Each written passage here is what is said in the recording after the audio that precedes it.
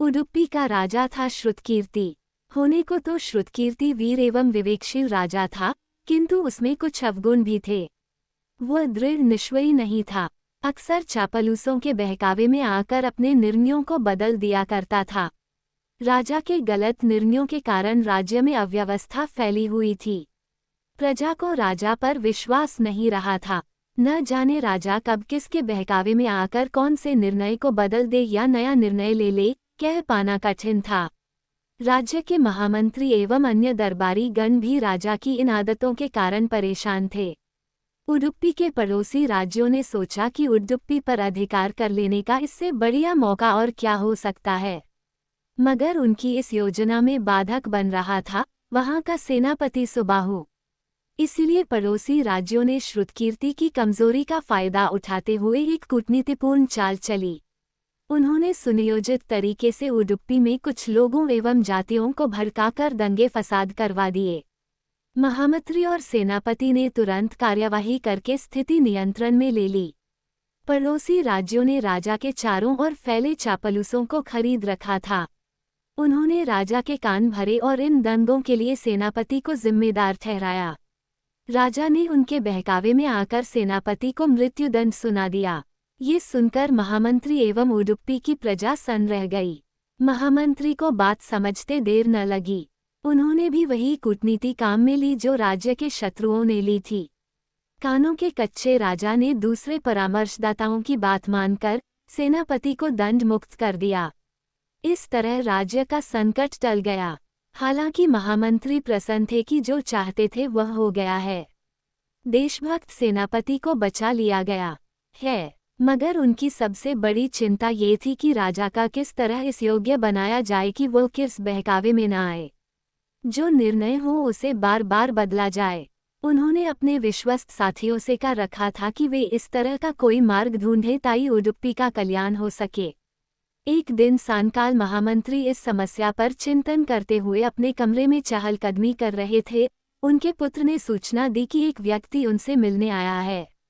महामंत्री ने उस व्यक्ति को अपने कक्ष में बुलवाया। मंत्रणा कक्ष में महामंत्री एवं उस व्यक्ति के अतिरिक्त और कोई नहीं था। उस व्यक्ति ने कहा कि यदि राजदरबार में उसे प्रवेश मिल जाए तो वह श्रुतकीर्ति के सोए हुए विवेक को जगा सकता है। महामंत्री ने उस व्यक्ति को ऐसी युक्ति सुझा दी ताकि वो व्यक्ति दरबार तक पहुंच जाए। दूसरे दिन की बात है। राजा का दरबार लगा हुआ था। शहर कोतवाल ने कहा, महाराज, मैं एक व्यक्ति को पेश करने की इजाजत चाहता हूँ। उसने एक डंडा ले रखा है जिसमें एक गठरी टांग रखी है। हाथ में एक तोते का पिंजरा भी है। वह कहता है कि वह ज्ञान बेचता है। राजा को उत्सुकता हुई कि ऐसे व्यक्ति से अवश्य मिला जाए। उन्होंने उसे दरबार में हाजिर करने के लिए स्वीकृति दे दी। तुरंत उस व्यक्ति को हाजिर किया गया। उसने दरबार में प्रवेश करते हुए राजा एवं सभी सभासदों को प्रणाम किया।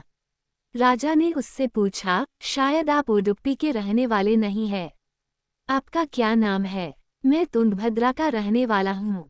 मेरा नाम विवेकशील है। आगंतुक ने कहा, आप काम क्या करते हैं? मैं कथा सुनाने वाला पंडित हूँ। दूसरों को उपदेश देना तथा उन्हें सत्मार्ग पर चलने की प्रेरणा देना मेरा काम है। तो फिर कंधे में पड़ी इस पोटली में क्या है? और ये तोता क्यों ले रखा है? राजा ने अंगुली से इशारा करते हुए पूछा। इसमें 2 तोते हैं। यदि आप आज्ञा दें तो मैं आपको उन्हें दिखाऊं।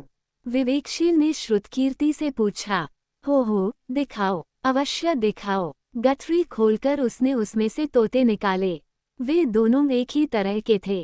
राजा ने विवेकशील से उन तोतों की विशेषताओं के बारे में पूछा। उसने कहा, राजन, होने को तो ये तोते एक जैसे ही हैं।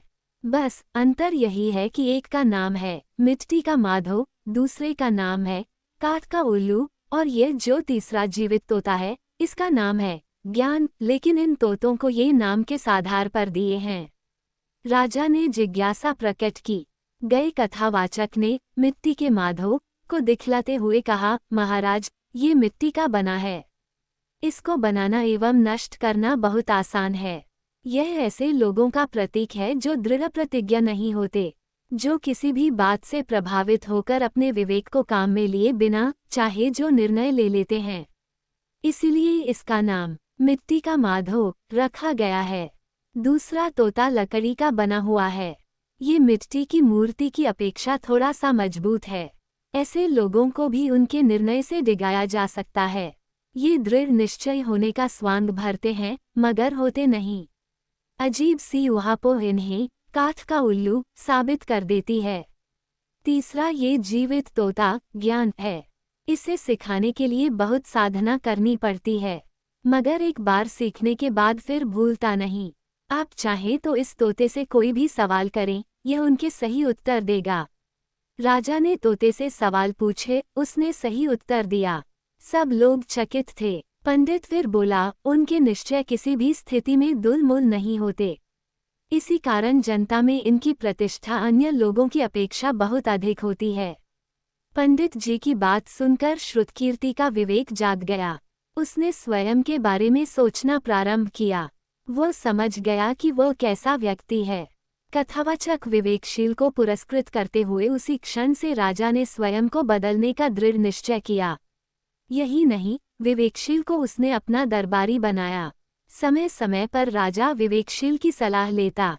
देशभक्त मंत्री और सेनापति की असलियत की पहचान उसे हो गई थी। बदले हुए राजा को देख चापलूसों ने भी दूर रहना उचित समझा। प्रजा अब राजा को बेहद चाहने लगी थी।